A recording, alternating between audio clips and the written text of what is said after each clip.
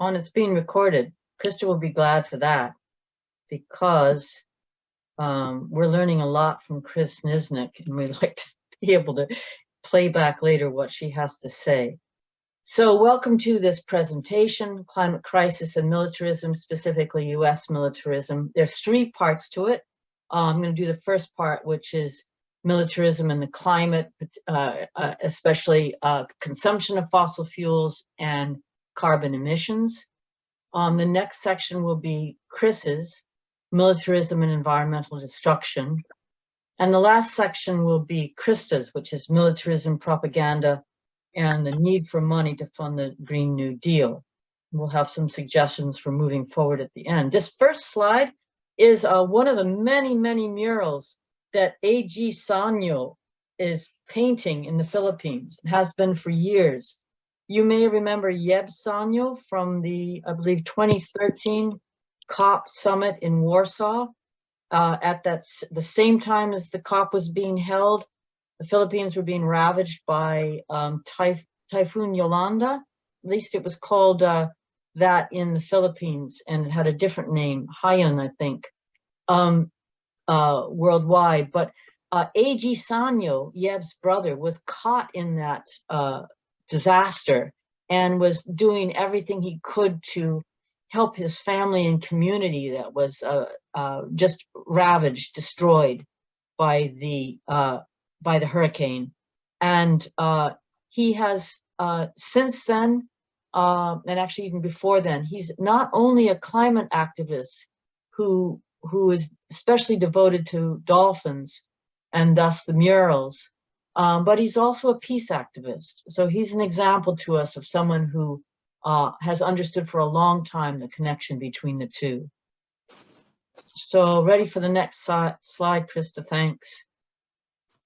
So US military and the consumption of fossil fuels. In case you don't already know this, the US military is the biggest institutional consumer of fossil fuels. It uses 2/3 of the fossil fuels that it consumes. It uses to transport the remaining 1/3 to where it's being used for more immediate battle or tests, and military jets in particular use such a huge amount of fossil fuels that their consumption is measured in gallons per mile. I mean, if you can get that, our cars and trucks measure their mileage in miles per gallon. This is gallons of fossil fuels consumed per mile of jet travel. As you probably are well aware, the United States has at least 800 bases in 80 countries. And the image on this slide is especially wonderful. I think it's from Okinawa, Japan. The indigenous people of Okinawa protesting the moving of the US military base from somewhere inland on the island to the bay. And their concerns, of course, are for the ecology of the bay that will be certainly disrupted, harmed by the presence of the US military base there. And the next slide, Christa.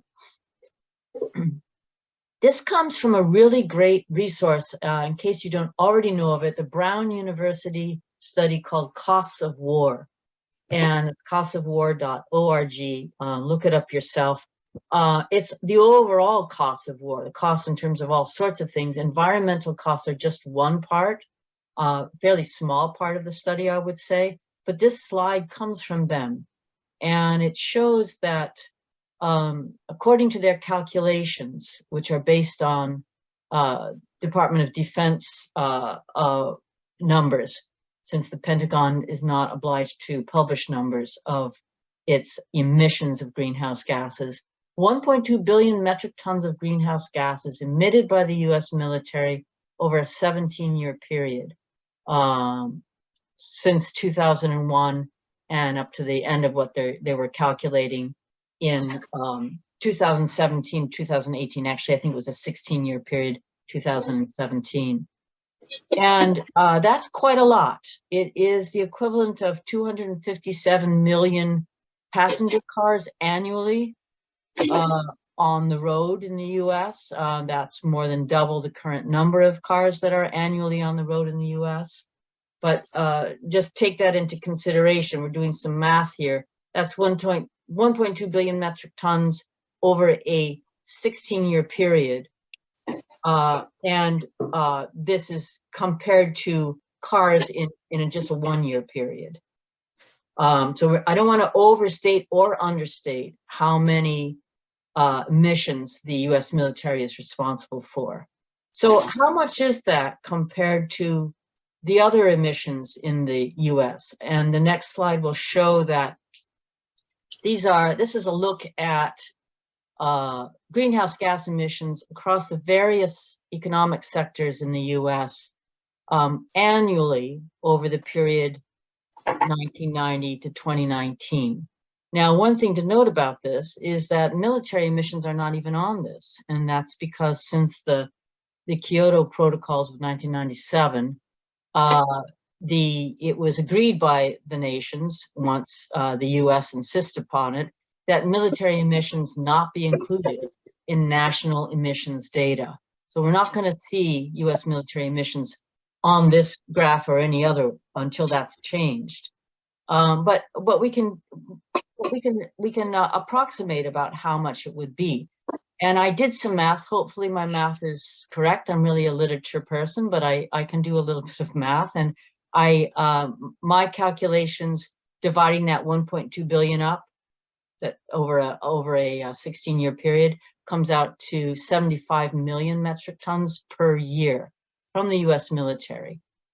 And what that would look like on this graph would be something like, if I'm not mistaken, the lower two bars, the greenish yellow one and the orange, the lowest two ones, those represent annual emissions from residential buildings and commercial buildings annually in the US.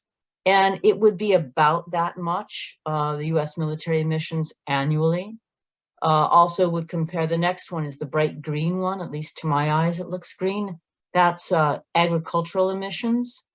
It would be a little bit more than that from the US military. So that's significant.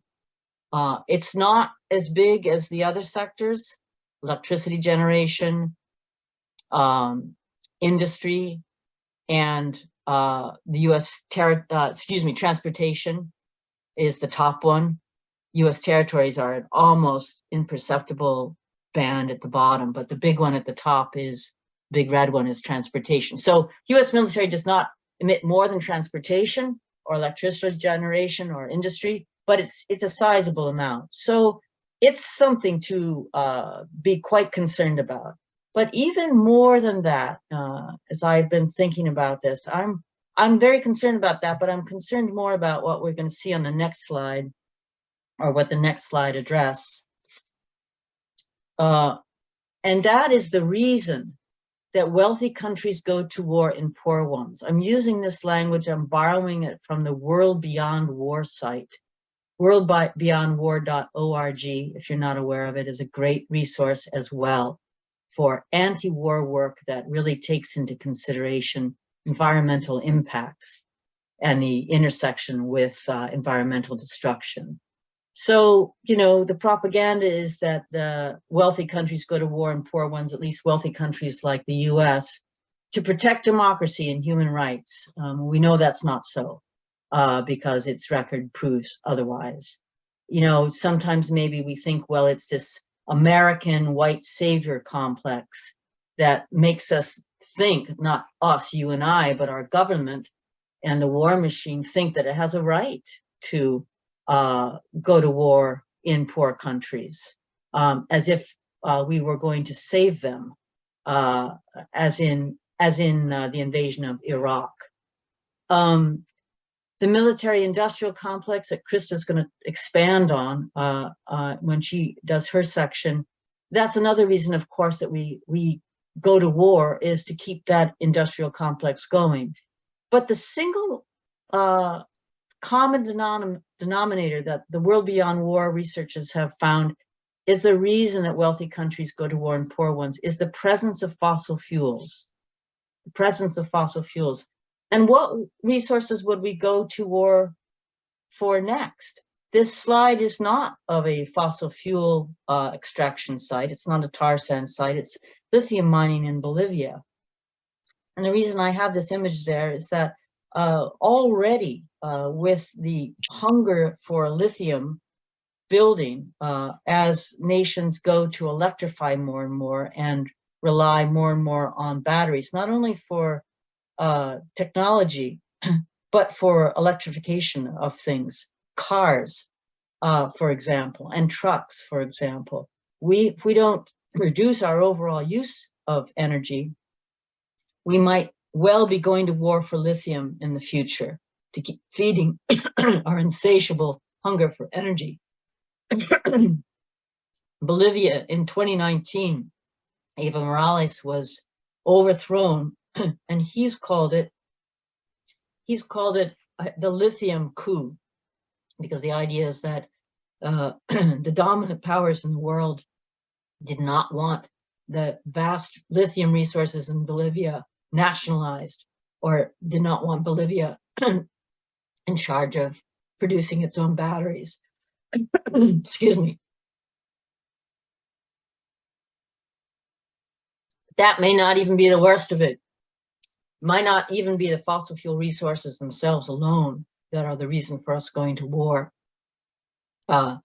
in poorer countries. It may have to do with the financial system, with petrodollars, and the insistence on the part of the US in particular that it retain its hegemony across the world, its dominance across the world, by controlling petrodollars. And I don't fully understand that, and I think that Kris is going to talk some more about it in her section coming up. So the next section is war is ecocide, a war and environmental destruction, and Kris is going to take that on. Thank you.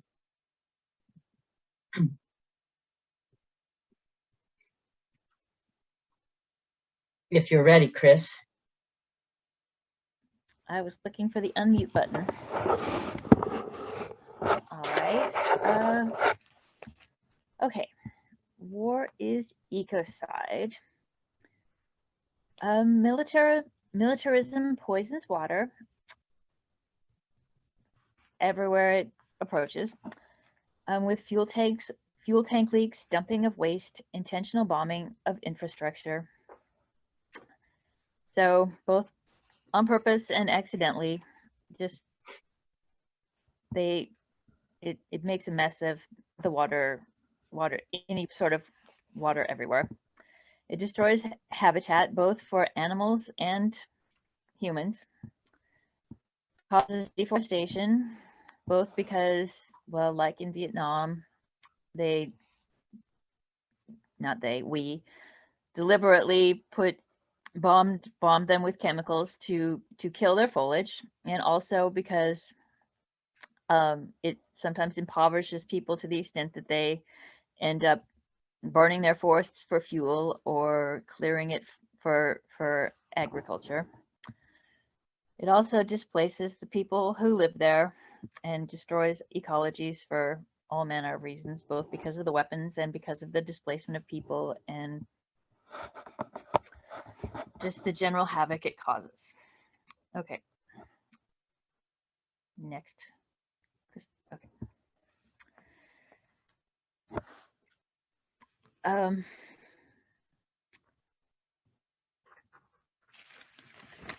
In Libya, well, first, before we get to Libya, there's 3 countries that have something in common. In 2003, Saddam Hussein dropped the dollar in favor of the euro when he was trading for oil.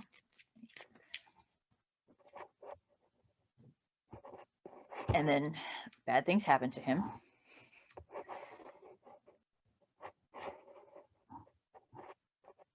a few years later, Gaddafi in Libya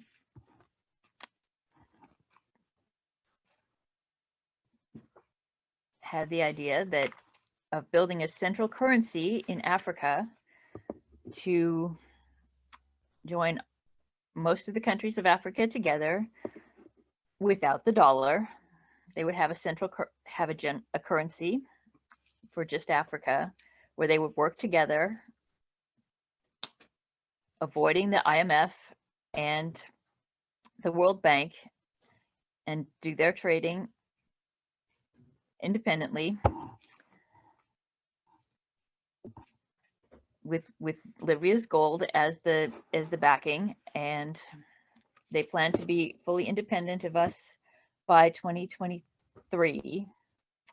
But after their big meeting of the Pan-African Parliament in, it looks like 2009, where they set out their plan for this, France and the US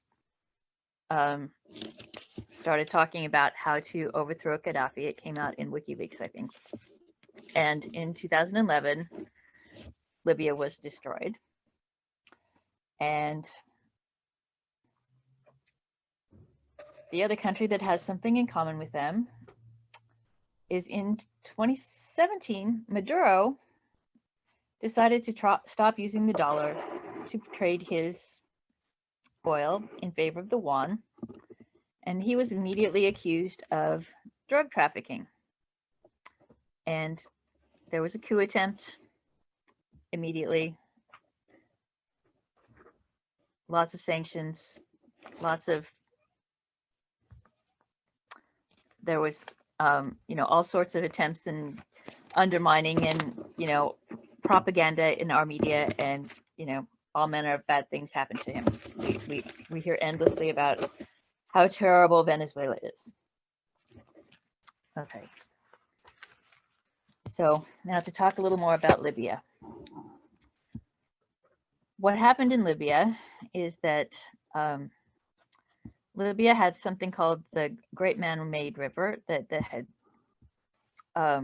was bringing water from the desert into their city, and providing water and irrigation for huge swaths of their land for most of their people. It had cost $33 billion to build. They had financed it themselves, interest-free, with no foreign debt. It turned Libya into a breadbasket. It was a great example for the rest of Africa. And it was, encouragement for them to unite their currency. So that was, of course, the first thing that the NATO bombers destroyed. They also destroyed the factory that made the pipes for this massive bit of infrastructure that so that it couldn't be repaired. Then they went on to, of course, destroy, the rest of, the country, and left it in basically ruins.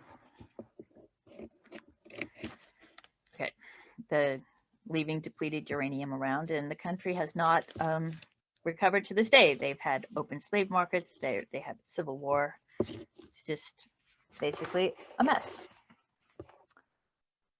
Okay. Next, please, Christa.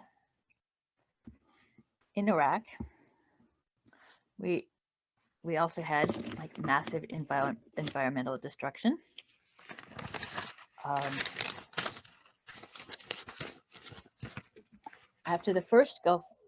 During the first Gulf War, sorry, my kittens are growling at my dog. The first Gulf War, after saying that they were not targeting the Iraqi people, they were only trying to get Saddam to withdraw from Kuwait. We bombed 90% of the power plants and transmission facilities. We bombed dams, refineries, food processors and plants, food and seed storage warehouses, flour mills, dairy plants, sugar refineries, a syringe factory, telecommunications, irrigation, municipal water treatment plants and sewage plants, civilian vehicles, roads, railways, airports, bridges, many industrial, educational, religious, and cultural facilities. Then we had sanctions for years, so they could not repair. Then after that, after years of this, where I'm sure you've seen the interview, where 60 Minutes asked Madeleine Albright if it was worth it that 500,000 Iraqi children were killed, and she said, well, it was a hard choice, but yes, I think it was worth it. That's when it was, they ended up with, you know, weapons inspections, and we pretended that they had weapons of mass destruction, and Saddam ended up withdrawing from OPEC, and we did shock and awe. So again, we bombed the sewage and water treatment in Baghdad that they had managed to somewhat repair, and we caused typhoid and polio. The sanctions prevented them from fixing the water treatment. We withheld medicine. During that war, we used white phosphorus, which caused all manner of damage, especially in Fallujah. 6 billion bullets with lead, mercury, and depleted uranium.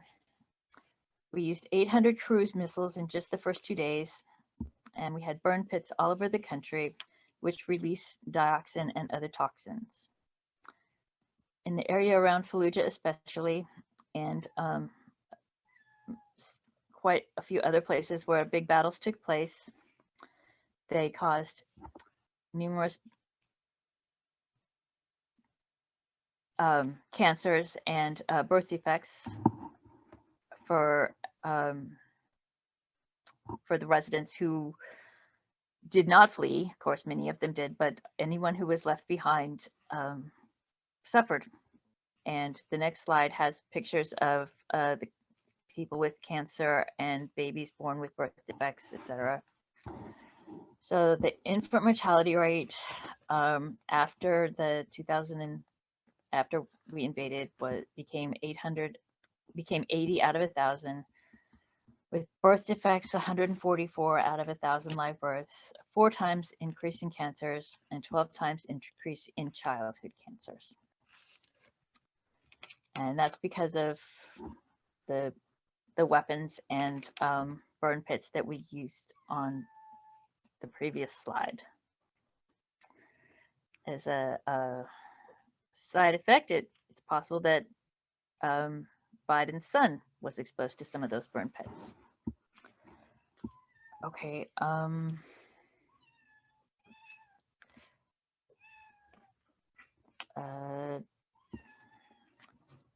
Hanford.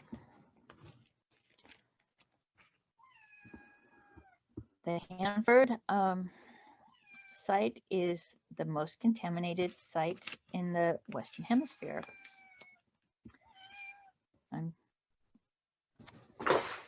The Columbia River is the most radioactive in the world.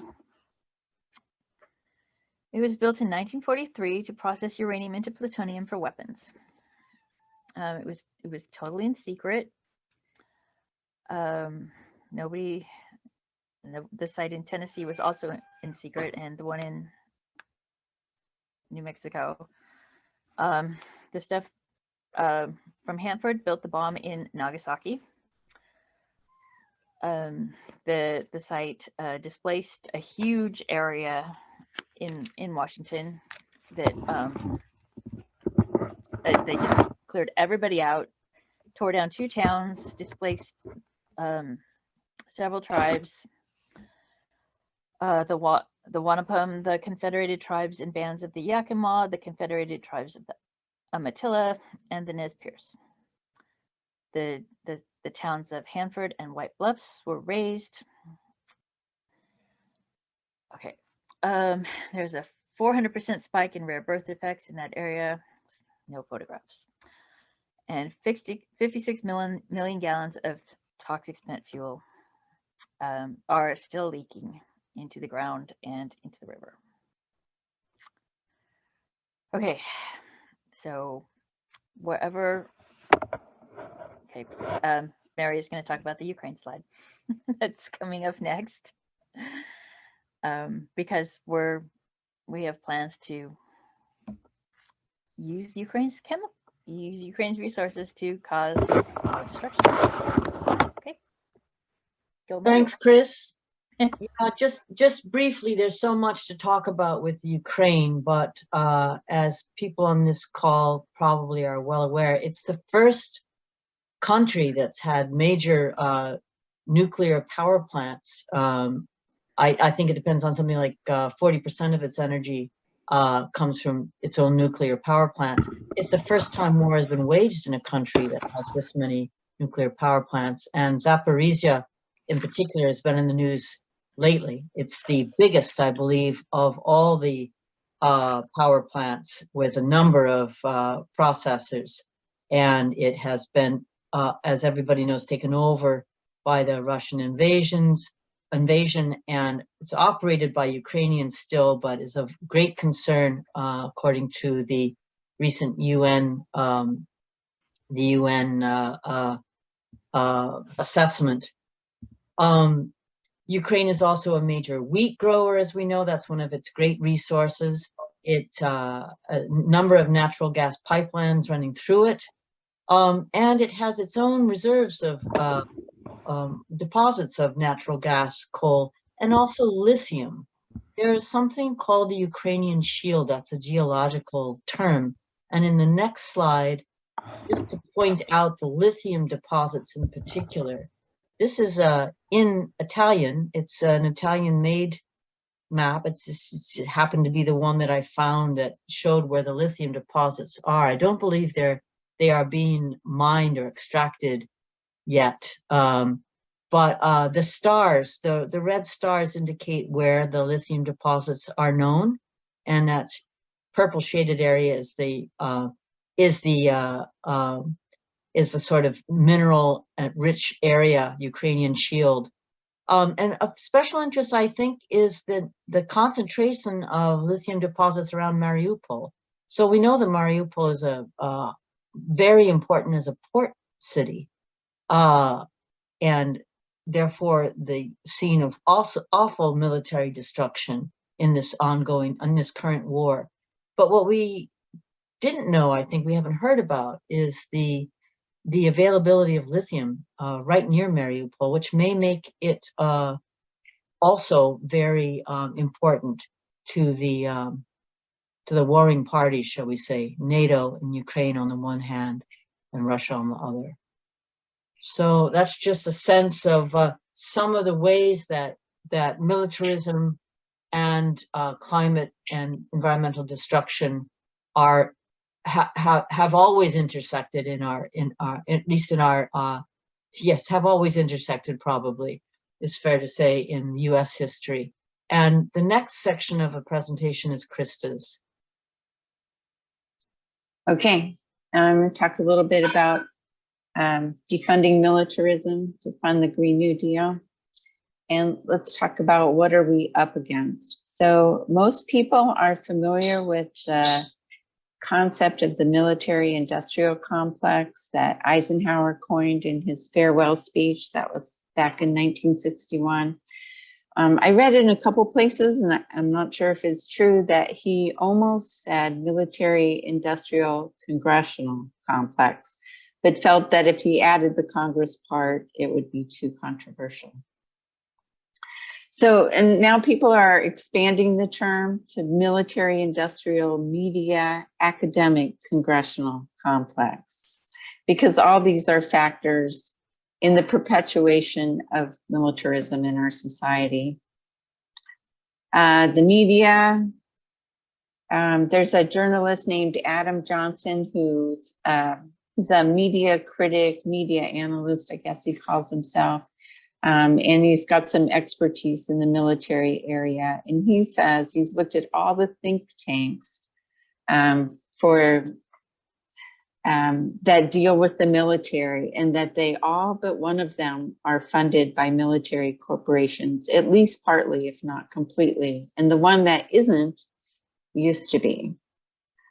And these days we see journalists on TV that interview so-called experts about, possible war here, the military situation there. And it seems like they're interviewing maybe past administration officials or people who just have some kind of military expertise, but they are very often interviewing people who are lobbyists or work for lobbyist firms or that work for military corporations, or they're even on the boards of directors of military corporations.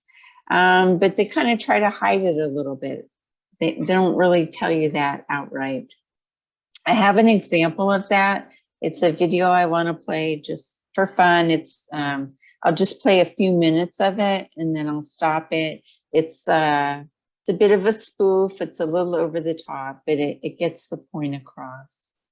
And Mary Paterson, I would like you to listen and let me know with a thumbs up or down if you can hear the sound. Okay, I did something a little different with the sound. And let's see. So can the U.S. deliver the heavy weapons? The U.S. has contributed, I think, nearly $2 billion in aid, militarily, economic, since this war began.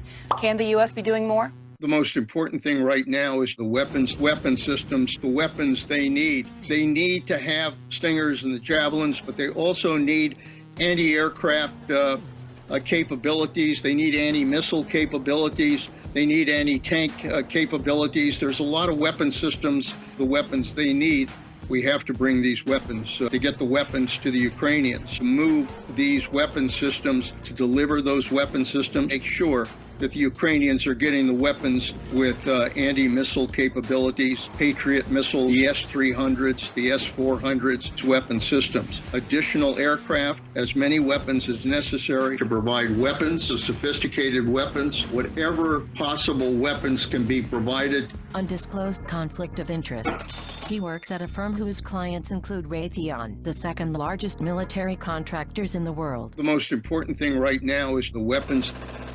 We should arm the Ukrainians, providing weapons, providing supplies, defenses to arm with weapons, with ammunition. We have to simply do more, to do something more. To do more, we will have to do more. More direct involvement of some kind will be inevitable. More arms, more and more pressure for us to do more and more by way of supplying weapons, arms. Undisclosed conflict of interest. He's on the board of directors at Lockheed Martin, the largest military contractor in the world. Arm the Ukrainians, anti-tank, get them armed drones. We need to make sure that we get them air defense systems and ammunition, lots of ammunition. Whatever we can get them, we're going to have to continue to arm the Ukrainians. Undisclosed conflict of interest. She's the chair of the BAE Systems Board of Directors. By the way,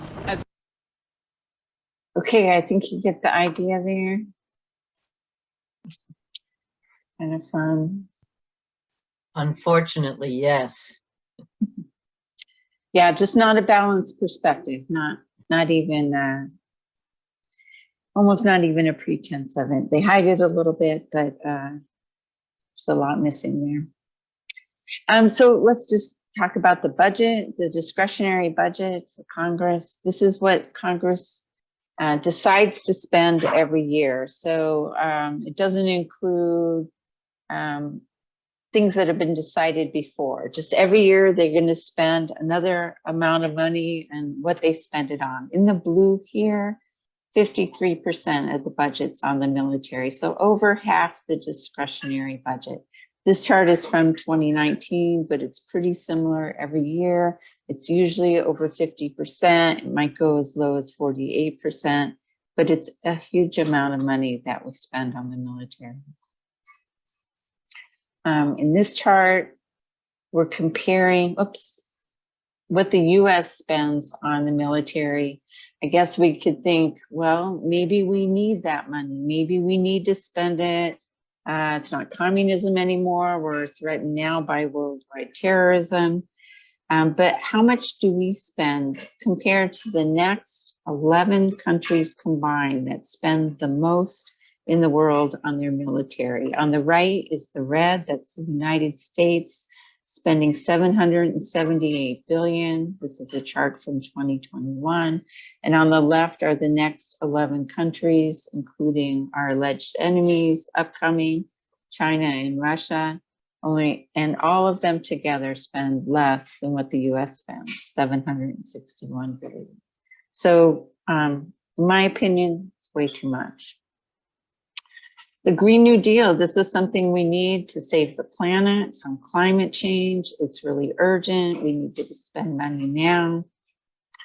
And AOC talked about how we need to just spend 10 trillion over the next 10 years. That's this part in green here. And our current military budget, 8.13 trillion is what we will be spending over the next 10 years. So that would go a really long way to helping us fund the Green New Deal. You may or may not have noticed every time they talk about social needs and spending, something like the Green New Deal, affordable housing, healthcare, they always talk about how can we possibly afford it? How much is it going to increase the budget deficit? We can't afford to increase our deficit anymore, but they never talk that way when it comes to the military budget. Often an increase will be proposed and within a few weeks it's passed, it's out of committee, it's being voted on. And people don't talk about, I mean, our politicians don't talk about it increasing the deficit. It's just not the concern. These are some older numbers, but in 2021, Biden requested $715 billion for the military budget. But in March of 2022, he got more than he asked for. The Department of Defense Authorization Act provided $728.5 billion. And then for fiscal year 2023, he asked for $813 billion. And I know, I don't have it on this slide, but I know there's been increased requests for giving even more for Ukraine. I want to talk a little bit about economics. This comes from the economist Michael Hudson that I've been paying some attention to lately. Anything in bold is a direct quote from him here. He says, but since the 1970s, American foreign policy has been based on the accelerated use of oil and coal and not on renewables, not on renewable energy. And that one goal, one military goal is to lock in foreign reliance on American oil. He talks about Biden pushing for coal and oil as, quote, fuels of the future. When I Google on Biden and what he said, I see all kinds of things about him talking about how we need to reduce fossil fuel use. But recently Biden was in Poland suggesting that coal plants should be started up again and that coal should be used in Europe instead of Russian gas. He suggests that part of the reason for this is power, is the ability to control other countries. So if a country decides to pursue a socialist policy, or if they decide to try to grow their own food, they can have their oil supply cut off. Here's a quote from him. He says, "This is why I think the environmental movement should become an anti-war movement and a movement against neoliberal dollar hegemony. You're not going to avoid global warming unless you stop the dominance of American foreign policy by the oil industry." And this comes from an interview that was just a few months ago with Margaret Flowers on popular resistance. So we have some suggestions for moving forward. I'm just trying to move this in. If you're in the climate change movement, we suggest you support the anti-war movement. If you're in the anti-war movement, we suggest you support the climate change, the fight against climate change. I suggest that you support the Black Alliance for Peace. If you don't know about this organization, it's relatively new. It's only been around for 4 or 5 years, but it's now a major player in the list of national organizations for peace, working on peace. It's one of the top 4 or 5. And by that, I mean just in terms of the number of members that it has. And anyone can join the Black Alliance for Peace.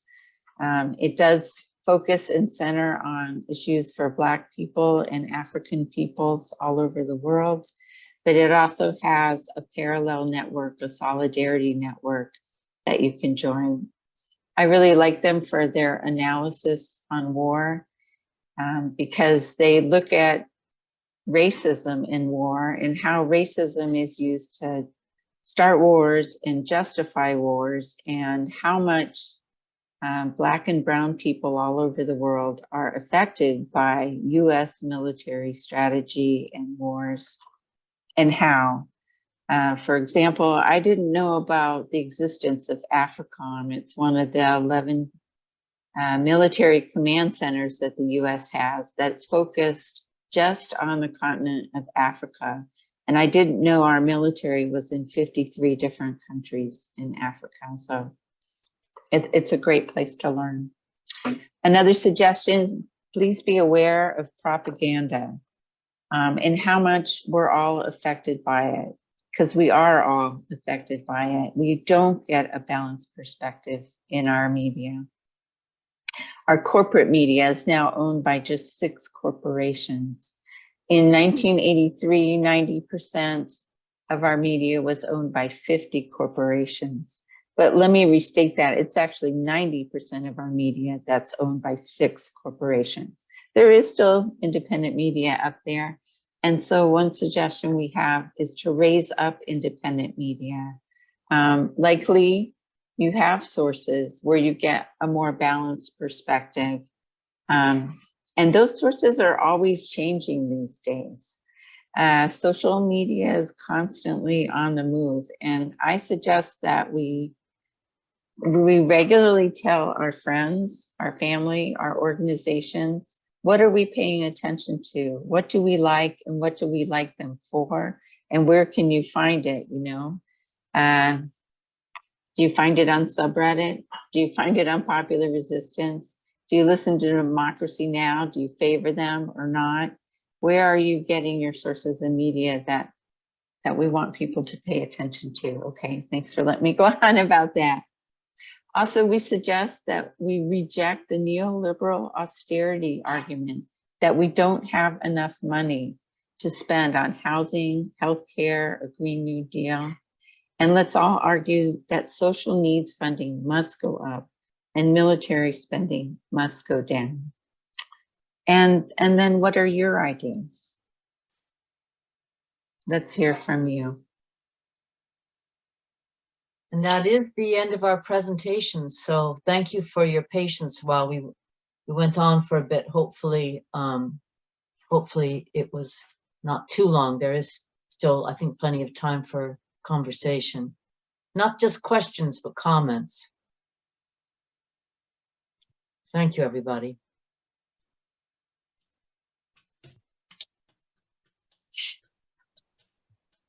Here's just some images, you know, of various websites where we can see people are looking at the issues. Hopeful.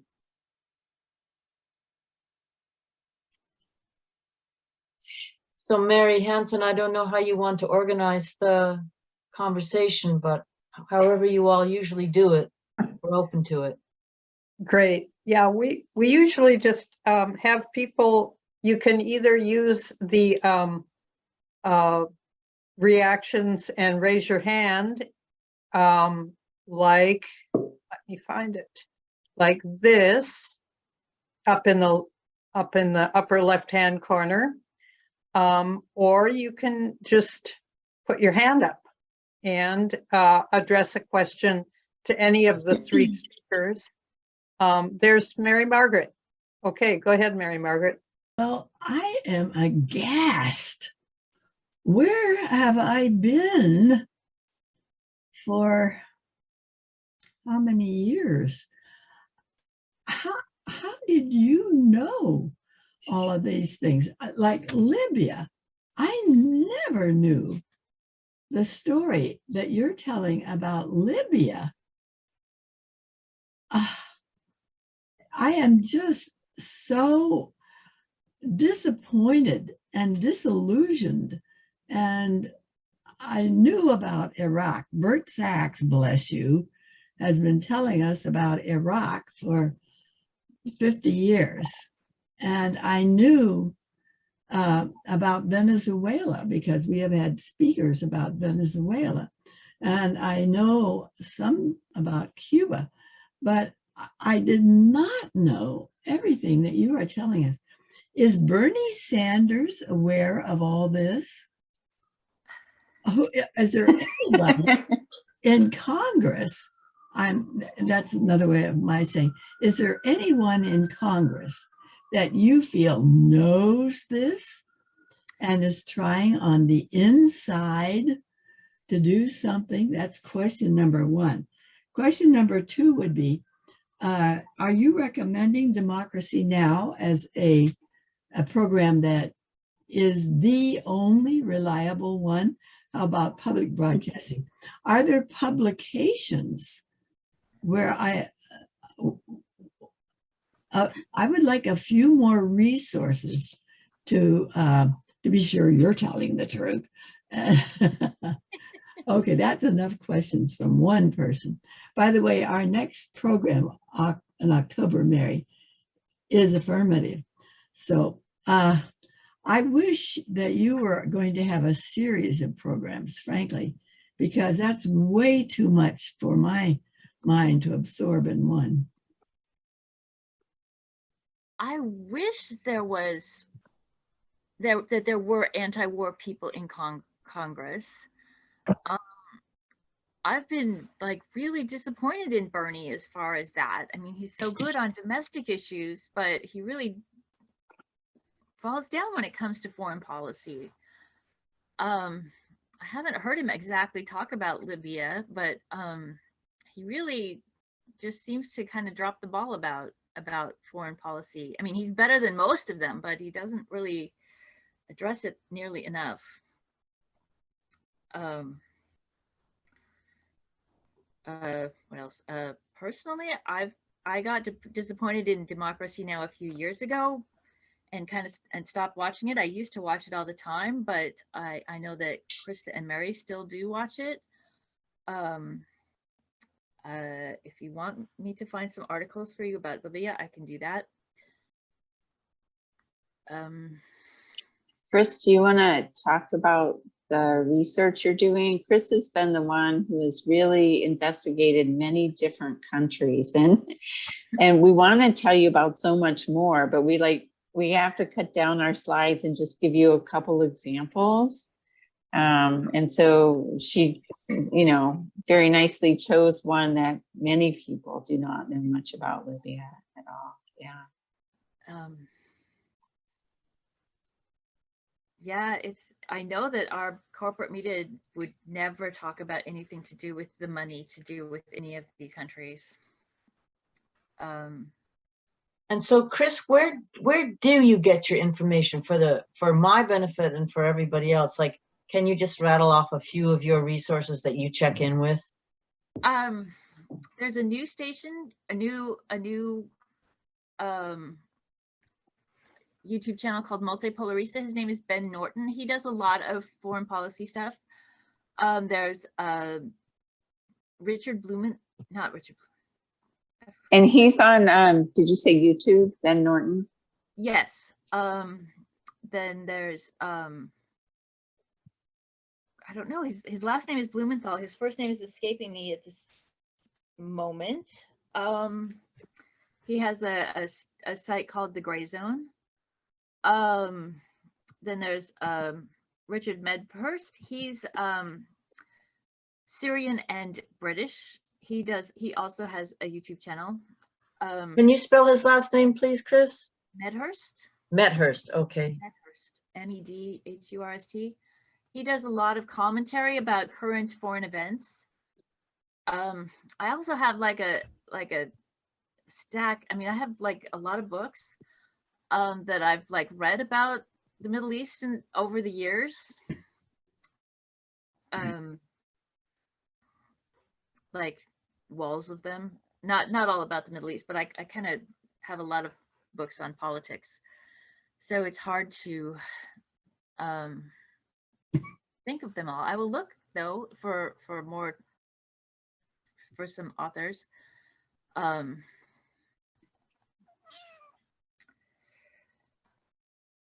And the story of Libya in particular, do you have a recommendation for people? Like, is there a book that you remember, or? I don't know. I've read a lot of different articles. I think I have some bookmarks in my computer about different articles. I can look, but I can't like while I'm on Zoom. But I have like different countries with a lot of bookmarks, you know, to different articles, but I could find them. Yeah, maybe sometime you can create a short bibliography. Yeah. That would be really helpful. I try to bookmark stuff so that I can get back to it. If you can do that, we'd be happy to link to it somehow through Seattle FOR has a newsletter that comes out quarterly.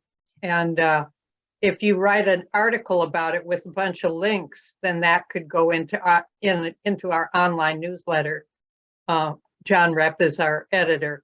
Okay. And that could be a way to kind of follow up at, you know, if you want to write a short article that just sums up some of the main points with a lot of the references to good places to get information.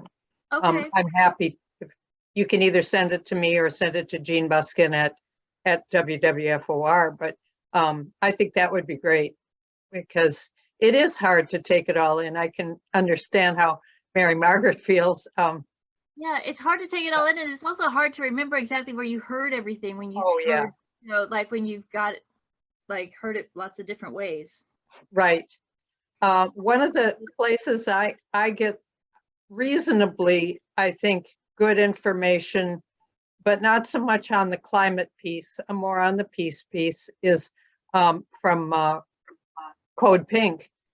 At least with Code Pink, there's some ways of reaching out to Biden and to members of Congress and saying what we want from them, not just getting completely cut off from them. I've got a couple of her books, I think. Yeah. There's one on Saudi Arabia and I think Iran.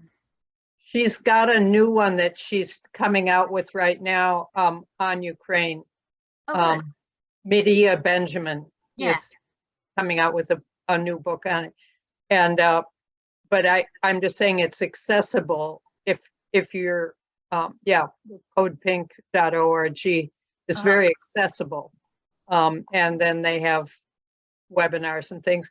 I think the part that you point out, I'm just going to make this as a flat out statement that makes it easier for me to understand how to cut through the propaganda, is that if they say that some country or other has a bad human rights record and is bad on women's issues and so forth, and that the solution to that is for the US to take some kind of military action, the first thing you should look for is the kind of information you put out. What's the lithium situation there? What's the deeper interest of the Mickey Mac in going in there? Because it's become so clear we've spent billions of dollars, and if it was for making those countries better, it's a total failure. Yeah, because our actions always make the human rights situation worse. Yeah. Other questions or comments? Yeah, Jonathan. So I haven't done my own advanced research on this, but I wonder whether you three researchers have made any connection at all with websites such as East Point Peace Academy or Waging Nonviolence, both of which promote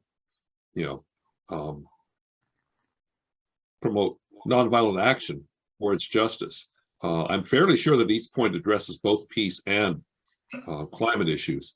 And I believe in waging nonviolence, there are campaigns such as those of the Earthquaker Action Team in Philadelphia, which focuses most of their energy on electricity production, and particularly as it affects Black people in the inner city. I've lately seen them drawing pretty close connections to climate, but these are the people in the Equate group are the same ones who've been agitating for peace for years. And could benefit from some of this analysis, which brings in a lot more of the financial side, the financial motivations behind these forces that, as you're saying, we have not heard discussed much. So I'm wondering if you've interacted at all with those sources, those networks. I would suggest at least looking at them. Yeah, I'm aware of East Point Peace Academy because help me remember the name of one of its founders who was present at the FOR retreat. Kazu Haga. Yeah, Kazu Haga. I believe I've read his book and admire the work he's doing, or was, maybe still is doing, in prisons in the East Bay area. And so it's really interesting to hear that they're doing peace and environmental / climate work. It would be good to connect with him since we're all on the West Coast. So thank you for that. Waging Nonviolence, I didn't know of. You said that's centered in Philadelphia, Jonathan? No, they're worldwide, although they're a lot of their network contacts are in the U.S. I don't know where they're headquartered, but they are primarily a reporting source for nonviolent movements around the world. And these nonviolent movements are not, they're not playing around. You know, they're really, really serious stuff, like, as we remember from the mid-'80s in the Philippines. Similar things are happening in a lot of other places that are basically below the media's gaze, or at least their reporting. Right, some of what I think propaganda... The example I was given from Philadelphia was just one group that has, the reason they have such a strong presence on the ground is that they have made it their business to connect directly with working class people, basically, not just the usual kind of liberal outlook, right, upper middle class folks, but they really have made a major effort to broaden themselves in that way, and so that's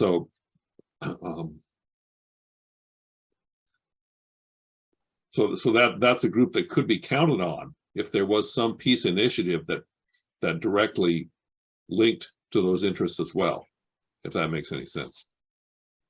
Yeah, it does. It does. I don't know of anything like it aside from 350 Seattle in this area, but you know, we have a different constellation here.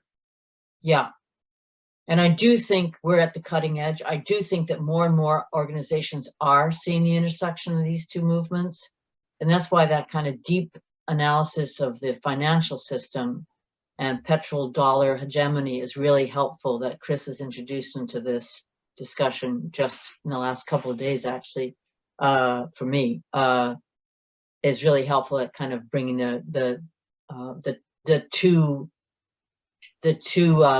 movements together, because we are united by that. We are working against the same financial dominant system. And I just thought of another one, which is called Masaza Talks. This is a you know them. Okay, the Native American group focusing on bank financing of major energy projects. Yes, and they are local. That's Rachel Heaton and help me remember the other person's Matt name. Remley. Matt Remley, yeah. We should reach out to them. That's really a good idea. Other questions or comments? I would also point out the work that Veterans for Peace has done. They've been on this since before 2015. And Jerry Condon, who used to be the president of Veterans for Peace National, actually spends a fair amount of time in Seattle. He has some roots here. So I don't think he's the key link there, but their program at their website would link you into the committee, but they have a committee that works on this. And I think they are, while I really like what they've done. I think that like you all, they don't have a huge presence. They don't have an enormous project, but it's sustained. It's been sustained now for at least 7 years of work. But I bet they would love to hear, to get your information, you know, share what you have with them and vice versa. Another source for me, as far as online, I like Truth Out, and I like Common Dreams, and I just have to skim and click. You know, I might see one article out of 30 that I actually read, but just skimming it is helpful. Fills in a lot. And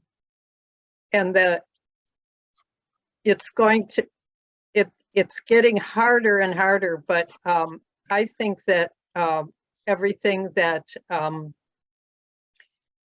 that Noam Chomsky has been saying through the years has really helped me to keep my focus on this, because he just says it over and over again. It's climate change and nuclear weapons. Those are the big ones. Not that other ones don't matter, but those are so key and so important. And he can be his most recent talks and articles are usually on Common Dreams. It's so much he's not on regular TV anymore.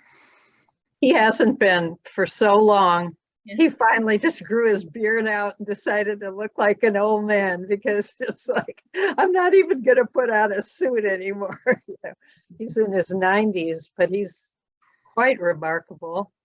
And there again, I haven't heard from him the kind of information that you're putting together. So even if you were to share it with him, I think that would be great.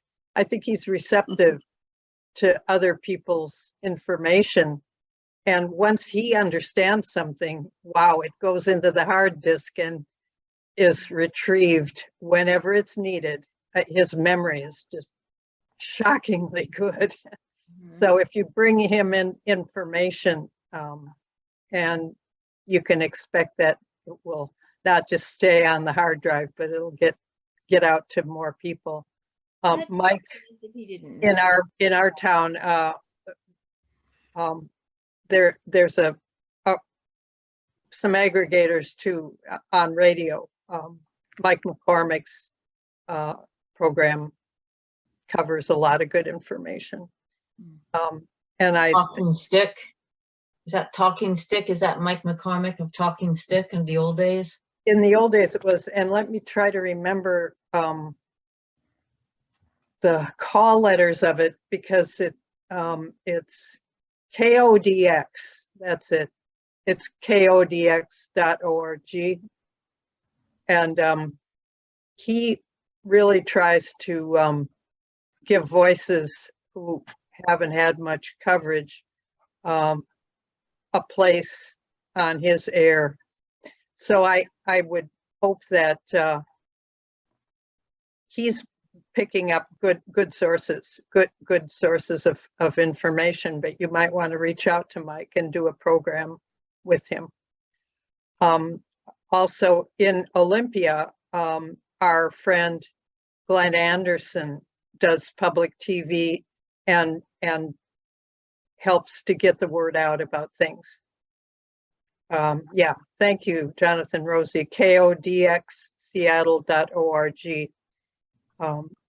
If you go online to it, then you can just listen to it as though it was a radio. It's all audio.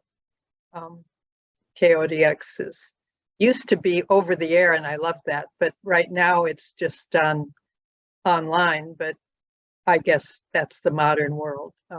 But anyway, it's on Saturdays and Sundays, 24 hours. So any other questions or comments from folks? It's been really interesting to hear from you. And there again, reach out to us as you develop this. because, Bert Sachs had his hand up. oh, good, Bert, go ahead. And Lynn Levine too. Good, Lynn, yeah.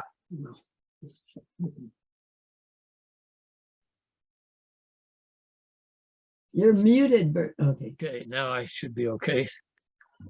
Since Jonathan and Mary Margaret and people spoke about Kazuhaga, and I'd like to suggest one of the most important radical ideas that it would be radical, including in the peace movement, I'm afraid, is the one that you can read in Kazuhaga's book, Healing Resistance, because his principle discussing Martin Luther King's and others' concept of nonviolence is that if you are doing your work and you're just trying to achieve some change out there, but you don't try and include in the beloved community, in your concept of sharing and goodness and trying to heal those people, to heal the people that are doing the things that you consider to be bad and wrong.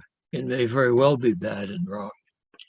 If you do that, then you are trying to heal those people. I guess I want to give you an example to show you that this is not pie in the sky, but practical. I decided I needed to do this. And when I was fined $10,000 for bringing medicines to children in Iraq who were dying at 5,000 children a month because of our having bombed the waterworks, and I decided I need to practice what I believe, what I'm learning to believe. And I wrote them a letter. Dear friends at the Office of Foreign Assets Control. That's dear friends at the people who were finding me $10,000. And I think that was part of the reason why they abandoned the lawsuit basically against me. And they never prosecuted me, and I never paid a penny or gone to jail for any time. Because I believe, the foreign editor of the former Seattle PI told me, he believes that it would not be very good public relations to find a guy who is trying to save children's lives by bringing medicines to the children and find him money for what he's doing that most people would consider a very good thing to do. So my idea is keep it very simple, bring the most cogent facts that you can, but just a few of them, like the New England Journal of Medicine has the best article on the consequences of our having bombed the electrical chants and the sanctions against Iraq. And if you do those few things, it'll stay in people's mind, not the ones that spend all of their time reading the kind of things we're talking about, but who are maybe just passing through and may not know about any of this. And I like Democracy Now! For a program they just had on with Gabor Mate, who is one of the most thoughtful and wise doctors that I know, and he has a brand new book out. I suggest go to Friday's Democracy Now! And read and listen to the 1-hour interview that Democracy Now! Does with Gabor Mate. And you can see that a single key idea can make a great deal of difference in the power of your arguments, because you're reaching certain truths within people. And most people recognize that if you show them the New England Journal of Medicine and articles of 47,000 children's deaths, 500,000 children's deaths, and these are credible sources, not sources that people can easily disregard as being leftist. If you can do that and explain the reasons why this happens. I've spoken of 500,000 children's deaths, as somebody has now, in Iraq as a consequence of our policies.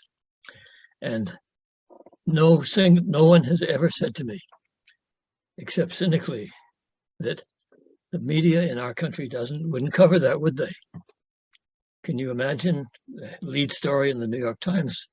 America has been responsible for the deaths of 500,000 Iraqi children. I think everyone, leftists, rightist, anywhere, would understand the extent of the propaganda in our country. Well, I've gone on. Thank you. Thank you, Bert. Thank you, Bert. Lynn, did you have a question or comment? You're muted.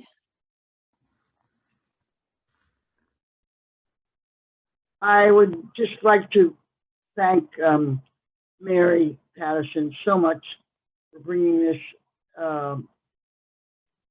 all this information to us, because if we have to depend on the our social media, we don't get all this stuff.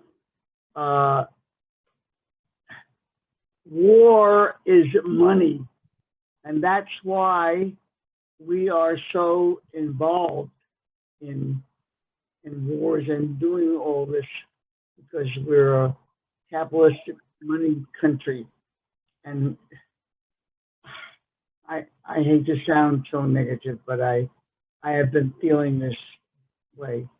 So hearing tonight, I love the information I knew, but hearing what all of you do is just so important, because that's the only way we're going to get to know the real things that are going on, and to help change them.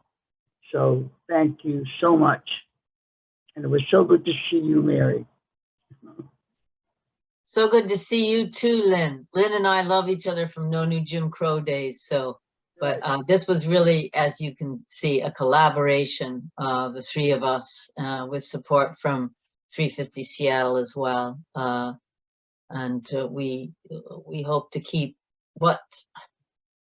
learning and meeting on the streets, and doing what we can to break through the propaganda and enlighten ourselves and each other, and make the change, whether it's from the outside, inside out, or the outside in. I don't really know whether it's all about money or it's about destruction or both. I don't really know, but we know that if we're going to survive and ever thrive again, if life is going to thrive again, that we need a totally new paradigm. This is not it. Thank you so much, Christa and Kris and Mary. You just gave a wonderful presentation, and it just can't tell you how much I appreciate the fact that you keep your focus on this, that you don't let the winds blow you off course. You really have stayed the course beautifully, and I look forward to seeing your message expand and penetrate the many ways in which people are blocked from understanding what's really going on. I really look forward to seeing that change, and your role in it is significant, important. And thank you for coming to Seattle FOR. And if there's any way that we can help to further what you're doing, let us know. Reach out to us. So next month, I'm not exactly sure